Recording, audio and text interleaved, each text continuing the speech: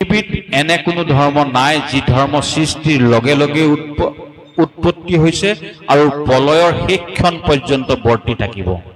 আপোনালোকে তোমাৰ সন্তান নাই, পুত্ৰ সন্তান প্ৰাপ্তিৰ বাবে তুমি পুত্ৰস্ত্ৰী যজ্ঞ কৰা। তুমি ভগৱানক বিচাৰি কৰা ত্ৰুটিয়ে হ'ল প্ৰাৰ্থনা। বেদান্ত দৰ্শনে তেতিয়া ক'লে কাম নকৰিবা, কাম কৰিলে কৰ্মবন্ধনৰ মাজত পৰিবা। মোৰ এটা কৰ্ণ চৰিত্ৰটো কথা নিশ্চয় জানে। কৰ্ণ পূৰ্ব জন্মত এজন অতি প্ৰতাপী ৰজা আছিল। তেতিয়া প্ৰথম প্ৰশ্ন কৰিছে কহ তমসি, কোন তুমি? কিন্তু মুনি আৰু ঋষি একে শব্দ নহয়। যিসকল সততে মৌন সেইসকল মুনি। মুনিসকল ই সনাতন, এই শব্দটোৱেই সৰ্বব্যাপক। এই কাৰণে যে সনাতন পুৰুষে এই ধৰ্ম সৃষ্টি কৰিছিল, সেইকাৰণে ইয়াক সনাতন ধৰ্ম বোলা হয়। পৰম ব্ৰহ্মই নিশ্বাস মাত্ৰেই বেদ সৃষ্টি কৰি বেদগৰ্ভা ব্ৰহ্মাদেৱক সেই বেদ প্ৰদান কৰি এই ধৰ্মৰ বিস্তৃতি কৰাৰ বাবে কোনো ইয়াক বৈদিক ধৰ্ম বুলি কয়। বেদ সনাতন ধৰ্ম পৰম্পৰাৰ মূল সংবিধান, আৰু কিন্তু ধৰ্ম পৰম্পৰাটো হ'ল সনাতন। ই সৃষ্টিৰ আদিৰ পৰা প্ৰলয়ৰ শেষ ক্ষণ পৰ্যন্ত ই পৰিব্যাপ্ত। পৃথিৱীত এনে কোনো ধৰ্ম নাই যি ধৰ্ম সৃষ্টিৰ লগে লগে উৎপত্তি হৈছে আৰু প্ৰলয়ৰ শেষ ক্ষণ পৰ্যন্ত বৰ্তি থাকিব। আপোনালোকে চাব, আমাৰ ধৰ্ম পৰম্পৰাৰ কোনো প্ৰচাৰক নাই।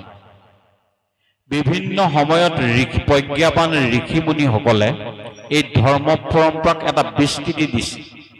বেদক সহজলভ্য কৰি আমি বুজিব পৰা এটা অৱস্থিতি দিছে। ঋষ্যতে ইতি ঋষি। ঋষিসকলে ক'ত পাইছে? তেখেতসকল গভীৰ মননশীলতাৰে বায়ুমণ্ডলত থকা বেদৰ শ্ৰুতিসমূহ, বেদৰ শ্লোকসমূহ হৃদয়ংগম কৰি তাক জনজীৱনৰ উপযোগী কৰি তুলিছে। সেইকাৰণে তেওঁলোকক ঋষি বুলি কোৱা হয়। ঋষ্যতে ইতি ঋষি। কিন্তু মুনি আৰু ঋষি একে শব্দ নহয়। যিসকল সততে মৌন সেইসকল মুনি। মুনিসকলে আত্মতত্বৰ সৈতে ৰমণ কৰি থাকে, সেইকাৰণে তেখেতলোক সততে মৌন হৈ থাকে, সেইকাৰণে তেওঁলোকক কোৱা হয় মুনি। আৰু ঋষিসকল হ'ল এই পৰম্পৰাৰ প্ৰবক্তা। এতিয়া কথা হ'ল, সমগ্ৰ ধৰ্ম পৰম্পৰাৰ সংৰক্ষিত হৈছে বেদৰ মাজত। কোৱা হয় বেদত 1,00,000 শ্লোক আছে। ইয়াৰে 80,000 শ্লোক কৰ্মপ্ৰধান। মই অকণমান আগৰ পৰা কৈছো, এইকাৰণে কৈছো কথাটো আমাৰ ধৰ্ম পৰম্পৰাৰ ইতিহাসটো সম্পৰ্কে নতুন প্ৰজন্মই বুজিবলৈ সুবিধা হ'বৰ বাবে। সনাতন পুৰুষে কৰাৰ বাবে ইয়াক সনাতন বুলি কোৱা হয়। সৃষ্টিৰ আদিৰ পৰা প্ৰলয় শেষ ক্ষণ থকাৰ বাবে ইয়াক সনাতন ধৰ্ম বুলি কোৱা হয়। এই ধৰ্ম বেদৰ মাজেদি বিস্তৃত হৈ আছে বা সংৰক্ষিত হৈ আছে, সেইকাৰণে ইয়াক বৈদিক বুলি কোৱা হয়। বৈদিক এটা সংস্কৃতি, যিটো সংস্কৃতি সম্পূৰ্ণৰূপে বেদক কেন্দ্ৰ কৰি বৰ্তি আছে। এতিয়া এই বেদৰ মাজত 1,00,000 শ্লোক আছে। তাৰে 80,000 শ্লোক কৰ্মকাণ্ড প্ৰধান। কৰ্মকাণ্ডৰ মাজত 80,000 শ্লোক আছে। 16,000 শ্লোক আছে উপাসনা কাণ্ডৰ মাজত, আৰু 4,000 শ্লোক আছে মানে বেদৰ শেষ অংশটোৰ পৰা বিস্তৃতি হৈ বেদ যুগ অন্ত বেদান্ত, বেদৰ শেষ অংশত 4,000 শ্লোক আছে। সেইখিনি বেদান্ত দৰ্শনৰ ওপৰত। এই বেদৰ যি প্ৰথম 80,000 শ্লোক আছে, এই শ্লোকখিনি একান্তৰূপে গণতান্ত্ৰিক বা গণতান্ত্ৰিক প্ৰমূল্যবোধক লৈ ৰচিত নহয়। এই বেছিভাগ ৰাজতন্ত্ৰৰ পৃষ্ঠপোষকতাত ৰচিত। তাত বিভিন্ন যাগ যজ্ঞ কৰ্মকাণ্ডৰ কথা আছে। তুমি ইন্দ্ৰৰ দৰে প্ৰতিপত্তিশীল হ'বলৈ হ'লে তুমি আমুক যজ্ঞ কৰা। তোমাৰ সন্তান নাই, পুত্ৰ সন্তান প্ৰাপ্তিৰ বাবে তুমি পুত্ৰস্ত্ৰী যজ্ঞ কৰা। তুমি লক্ষ্মী প্ৰাপ্তিৰ বাবে আমুক যজ্ঞ কৰা। এই যে যি 80,000 শ্লোকে যিটো বিধান দি থৈ গ'ল, পৰৱৰ্তী পৰ্যায়ত সেই বিধানক অপব্যৱহাৰ কৰিলে।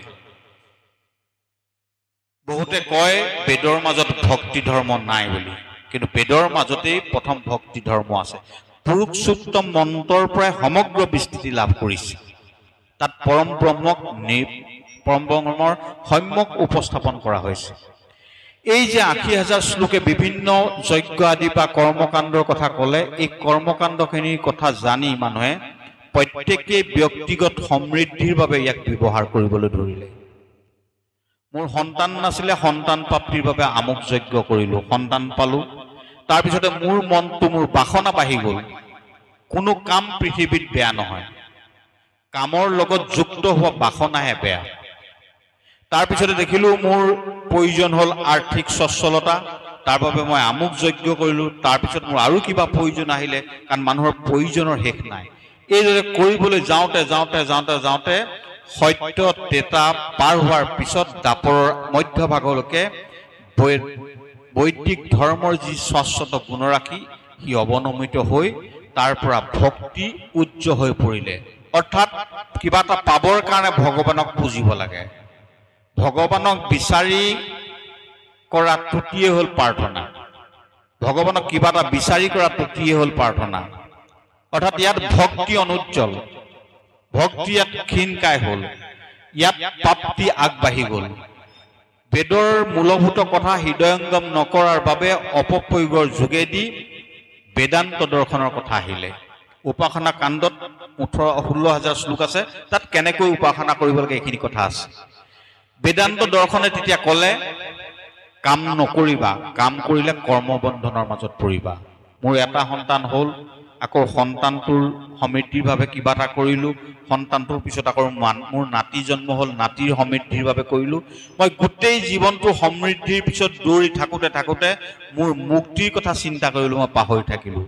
বিমল ভক্তিৰে সৈতে ভগৱানৰ সৈতে একীকৃত হোৱাৰ যিটো প্ৰতিশ্ৰুতি লৈ পৃথিৱীলৈ আহিলোঁ, সেই প্ৰতিশ্ৰুতি মই পাহৰি গ'লোঁ। ফলস্বৰূপে মই কৰ্মবন্ধনৰ মাজত পৰিলোঁ, আৰু কৰ্মবন্ধনৰ বাবেই মোৰ পৰৱৰ্তী জন্ম নিৰূপণ হ'ল। এনে বহু ঘটনা, জড়ভৰতকে আদি কৰি বহু ঘটনা ভাগৱতৰ মাজত সন্নিৱিষ্ট হৈছে, কেনেকৈ কৰ্মবন্ধনৰ পাকত পৰি কোন কেনেকৈ কি হৈছে। আপোনালোকে কৰ্ণ চৰিত্ৰটোৰ কথা নিশ্চয় জানে।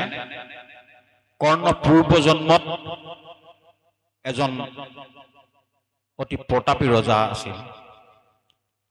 তেওঁ ব্ৰহ্মাক স্তুতি কৰিছিল, ব্ৰহ্মাৰ তপস্যা কৰিছিল অমৰত্ব বৰৰ বাবে। ব্ৰহ্মাই যেতিয়া তেওঁক ক'লে যে মই অমৰত্ব বৰ দিব নোৱাৰোঁ, গতিকে তুমি তাৰ বিকল্পে অন্য কোনো বৰৰ সন্ধান কৰা। তেতিয়া সেই প্ৰবল প্ৰতাপী ৰজাই ক'লে যে মোৰ শৰীৰত ১০০০টা কবচ দিয়া, আৰু মোৰ যিকোনো এটা কবচ যি ভেদ কৰিব তেওঁৰ মৃত্যু হ'ব লাগিব। ব্ৰহ্মাই ক'লে তথাস্তু। তেওঁ ভাবিলে যে ভগৱানে, ব্ৰহ্মাই মোক অমৰত্ব নিদিলে হয়, কিন্তু মইতোতো অমৰেই হ'লোঁ, কাৰণ মোৰ ১০০০ কবচ শৰীৰত আছে। এটা কবচ যি ভেদ কৰিব তেওঁৰ মৃত্যু হ'ব, গতিকে মোৰটোতো মৃত্যু সম্ভৱ নহয়। এইদৰে থাকোঁতে থাকোঁতে সত্য যুগত এদিন নাৰদে আহি তেওঁক ক'লে যে তোমাৰ সমকক্ষ দুজন বীৰ আছে হিমালয় পাদদেশত, এজনৰ নাম হ'ল নৰ আৰু এজনৰ নাম হ'ল নাৰায়ণ। তেওঁ আচৰিত হ'ল যে মোৰ সমকক্ষ বীৰ এই পৃথিৱীত আছে। তেতিয়া তেওঁ সহস্ৰ কবচ পোৱাৰ কাৰণে তেওঁৰ নাম হ'ল সহস্ৰ কবচী। ১০০০টা কবচ থকাৰ কাৰণে তেওঁৰ নাম হ'ল সহস্ৰ কবচী। সেই সহস্ৰ কবচীয়ে হিমালয় পাদদেশত থকা তেওঁৰ প্ৰতিদ্বন্দ্বীক বিচাৰি গ'ল। গৈ পেলাই দেখিলে বলকল পৰিহিত ক্ষীণকায় দুজন যুৱক। তেওঁলোকক সুধিলে যে ইয়াতে দুজন প্ৰতাপী বীৰ যোদ্ধা আছে, নৰ আৰু নাৰায়ণ, ক'ত আছে? তেতিয়া ক'লে বোলে আপোনাৰ প্ৰয়োজন? বোলে মই ৰণভিক্ষা কৰি আহিছোঁ। বোলে আমিয়ে সেই নৰ আৰু নাৰায়ণ, যদি আপুনি ইচ্ছা কৰে আপোনাৰ মনোবাঞ্ছা আমি পূৰ্ণ কৰিম।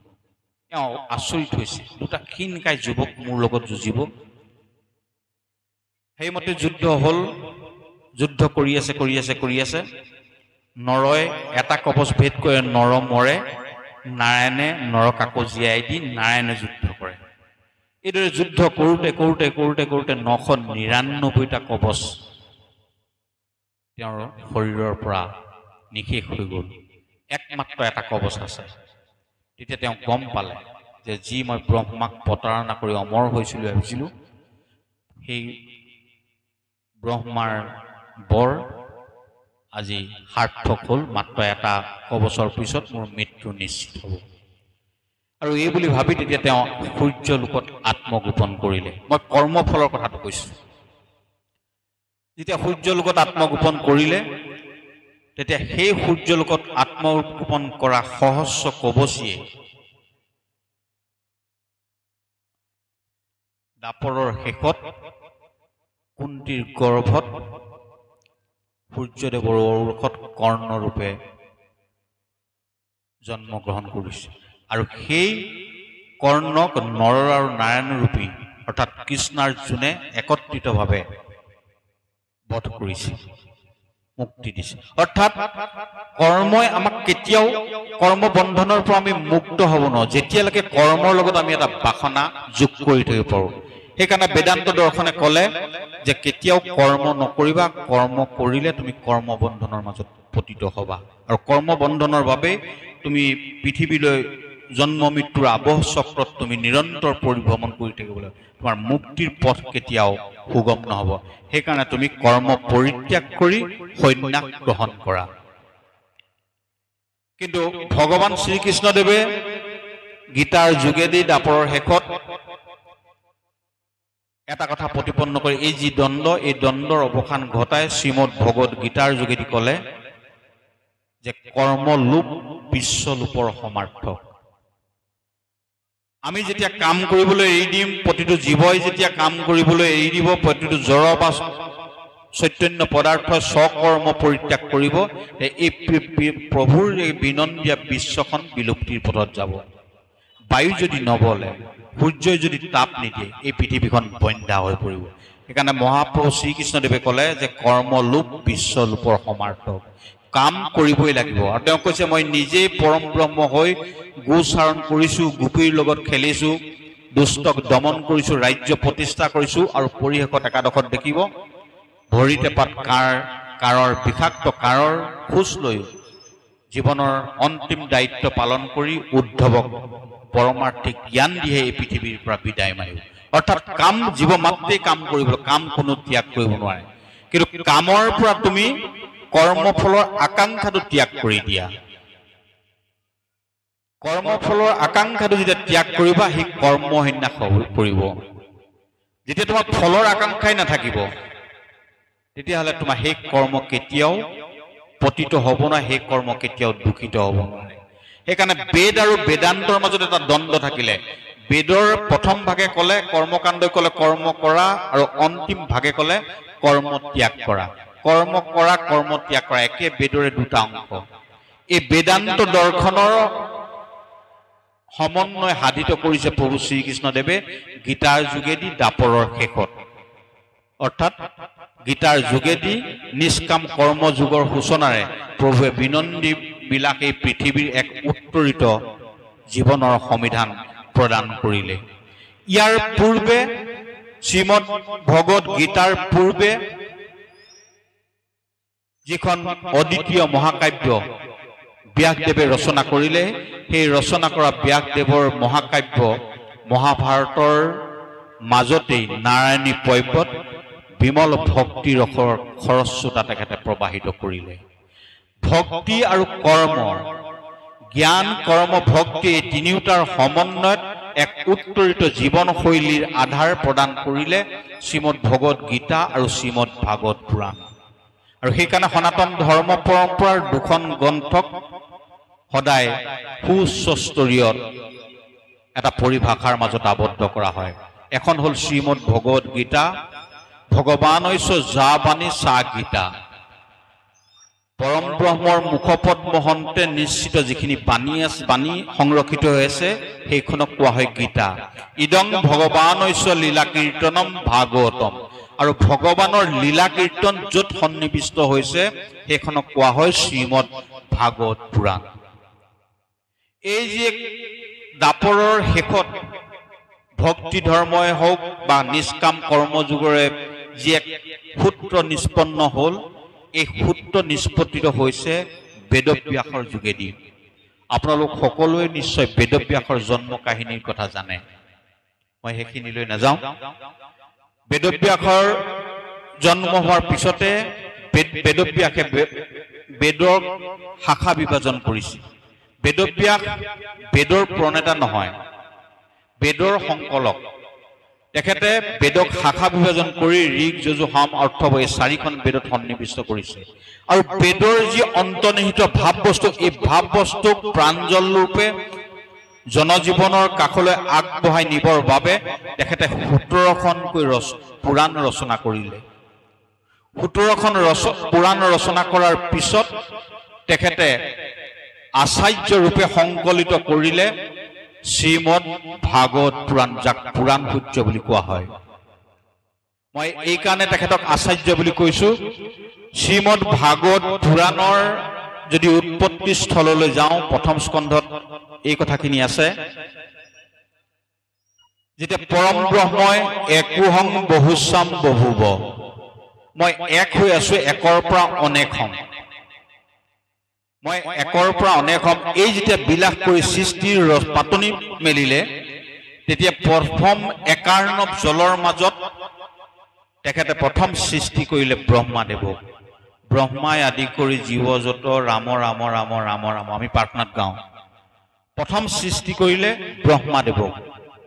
ব্ৰহ্মাদেৱে কেওফালে কেৱল পানী পানী পানী পানী, চতুৰ্দিশে পানী, পানীৰ মাজত ব্ৰহ্মাদেৱে কেওফালে চাই একো নেদেখি এটা কোণৰ পৰা দেখিলে তাত হংস নাৰায়ণৰ আৱিৰ্ভাৱ হৈছে। ব্ৰহ্মাদেৱে তেতিয়া প্ৰথম প্ৰশ্ন কৰিছে, কহ তমসি, কোন তুমি? পৃথিৱীৰ প্ৰথম আধ্যাত্মিকতাৰ পৰিপুষ্ট প্ৰশ্ন, পৃথিৱীৰ প্ৰথম প্ৰশ্ন, কহ তমসি, কোন তুমি? তেতিয়ালৈকে ব্ৰহ্মাদেৱে গম নাপালে মই ক'ৰ পৰা উৎপত্তি হলো, কিন্তু সেই মই কোন, সেই ব্ৰহ্মাদেৱে সন্মুখক দেখাজনক সুধিছে, কহ তমসি।